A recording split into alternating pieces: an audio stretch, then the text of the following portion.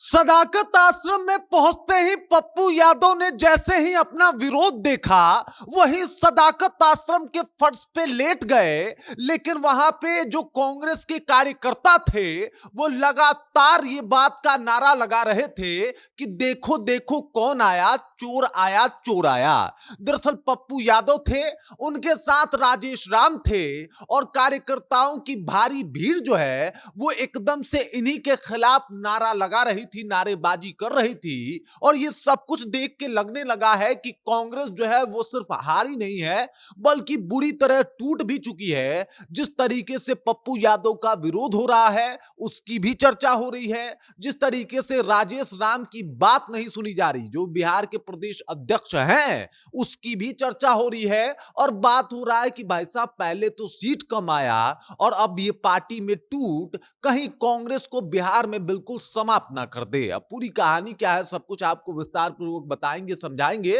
लेकिन उससे पहले मेरा परिचय जान लीजिए। मेरा नाम है रजत और आप जनता जंक्शन देख रहे हैं। आपको बता दूं कि काफी टाइम तक पप्पू यादव और राजेश राम को लेके सदाकत आश्रम के बाहर बहस छिड़ी रही। इस दौरान कई ऐसे तस्वीरें आई जिसे देखने के बाद लोग हतप्रभ हो गए। पहला तस्वीर यह था कि पप्पू यादव वहीं फर्श पे लेट जाते हैं, लेकिन उसके बाद भी लगातार नारेबाजी जो है वो होती रहती है। वहां पे आदित्य पासवान जो कि कांग्रेस के कार्यकर्ता हैं, वो मुखर होकर पप्पू यादव का विरोध करते हुए दिखाई देते हैं और कहते हैं कि आप क्या कर लीजिएगा, मतलब आप अगर हमको धमकी देके डरा देना चाहते हैं तो आदित्य पासवान वो लड़का नहीं है जो आपके धमकियों से डर जाए, बल्कि हम नहीं हटने वाले और हम आपको कुछ समझते ही नहीं है, कुछ मानते ही नहीं है। दरअसल पप्पू यादव अभी ऑफिशियल तौर पे कांग्रेस के सदस्य नहीं है और इसको लेके कांग्रेस के कार्यकर्ता कह रहे हैं कि भाई साहब जब आप बाहरी हैं तो आपको अंदर आने की इजाजत नहीं है, आप अंदर आ ही नहीं सकते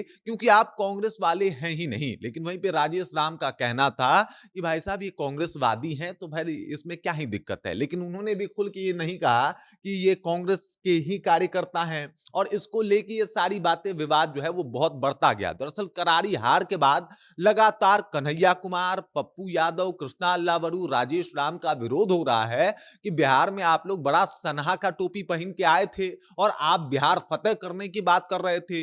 कृष्णा अल्लावरू का तो एटीट्यूड अलग लेवल पे, गजबे लेवल पे काम कर रहा था। उनको लग रहा था कि सब कुछ उखाड़ पखाड़ के रख देंगे, लेकिन उनको ये नहीं पता था कि वो दूसरे डिस्ट्रिक्ट से आए हैं, दूसरे राज्य से आए हैं और ये जो है वो बिहार है। यहां पे वो वाला बातचीत चलता नहीं है जो आप करके आए हैं। आप होंगे राहुल गांधी के बहुत बड़े चहेते इंसान, लेकिन ये बिहार है, यहां अपने किस्म को लोगों को जो है वो ज्यादा प्रेम मिलता है। और इसको लेके कृष्णा अल्लावरू का जितना भी आइडियाज था उसका भद पिट गया बिहार में।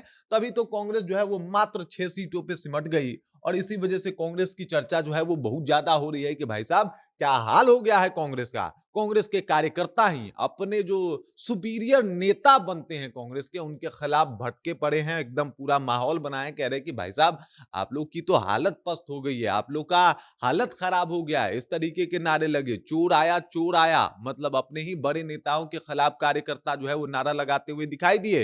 इससे पहले कृष्णा अल्लावरू को भी आदित्य पासवान ने घेर लिया था, कहा था कि भाई आप जिस तरीके से टिकट बंटवारा किए हैं वो ठीक नहीं है। और अब देख लीजिए पूरा माहौल जो है वो किस तरीके का हो गया। इसी के बाद एक और वीडियो वायरल होता है जिसमें पप्पू यादव जिंदाबाद का नारा लगवाते हैं और उसके बाद एक बच्चे को हाथ में 200 रुपया जो है वो पकड़ा देते हैं कि लो भैया मिठाई खा लो। लोग कह रहे हैं कि पप्पू यादव पैसा दे के अब लोकप्रियता खरीद रहे हैं कि भैया चलो इसी बहाने जो है वो मेरे नाम का नारा लगा दो। बड़ा ही अजीबोगरीब दिन रहा कल कांग्रेस के लिए, क्योंकि एक तरफ जहां पे कार्यकर्ता अपने ही बड़े नेता के खिलाफ विरोध प्रदर्शन करने में जुट गए और लगातार उनका विरोध किया, पप्पू यादव का विरोध किया कि आपको यहाँ पे आने की कोई जरूरत नहीं है, आप बाहरी हैं, हम आपको यहाँ का मनबे न करते हैं।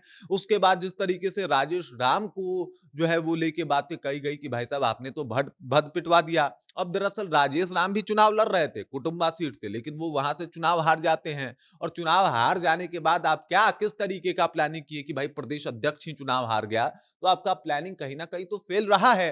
और इस वजह से राजेश राम आजकल बहुत परेशान भी नजर आ रहे हैं। और अब देख लीजिए यहाँ पे पप्पू यादव का विरोध हुआ, राजेश राम का विरोध हुआ, कन्हैया कुमार से भी विरोध जो है विरोधाभास दिखा कि भाई बेगूसराय जो आपका क्षेत्र है, वहां पे एक भी कांग्रेस का विधायक काहे नहीं बना? अगर आप चाहते तो एक जितवा देते, अगर आपका इतना ही पावर था, लेकिन आपका भी पूरा प्लान फेल हो गया। और उसके बाद कृष्णा अल्लाभरू पे सबसे ज्यादा निशाना साधे गए कि भाई अगर संभलती नहीं है तो काहे के लिए आ जाते हैं दूसरे दूसरे राज्य से बिहार संभालने के लिए, आपके बस की बातें ही नहीं है। अब कांग्रेस जिस तरीके से लचर प्रदर्शन करी है, 6 सीटों पे सिमटी है, और उसके बाद जिस तरीके से विरोध देखा जा रहा है, माना यह जा रहा है कि कांग्रेस का दुर्दिन बिहार में शुरू हो चुका है और जल्दी ही पार्टी कई टुकड़ों में बंट सकती है। और खबर तो यह भी था कि कांग्रेस के 6 के 6 विधायक जो है, जो जीते हुए विधायक हैं, वो भी इनसे नहीं संभल रहे। ये जो पार्टी के वरीय नेता हैं, वो भी इनसे नहीं संभल पा रहे हैं। उनके ऊपर भी खबर है कि भाई साहब कभी भी विधायक इधर-उधर हो सकते हैं,